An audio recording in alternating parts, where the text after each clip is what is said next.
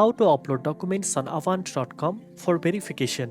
First of all, log into your Avant account using your registered email and password. Once you are inside your dashboard, look for any notification or prompt asking you to upload documents. This is usually visible on your home screen or in the My Documents or Verification section. Next, click on the Upload option and carefully check which documents are being requested. Common documents include a government-issued ID, proof of income like pay stubs or bank statements, and proof of residence such as a utility bill or lease agreement. Make sure the images or scans are clear and readable.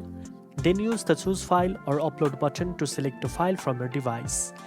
You can upload PDF, JPG, or PNG depending on the format allowed. Avoid blurry photos or files that are too large or corrupted, as they may be rejected. After uploading, double-check the preview if available and make sure each document is uploaded to the correct section. Once everything looks good, hit the Submit button. Lastly, wait for a confirmation message or email. Avant will review your documents and let you know if additional information is needed. Make sure to keep an eye on your email or account dashboard for updates. Now you know how to upload documents on Avant.com for verification. If you found this video helpful, don't forget to like, share and subscribe for more financial tips. Thanks for watching and I'll see you in the next one.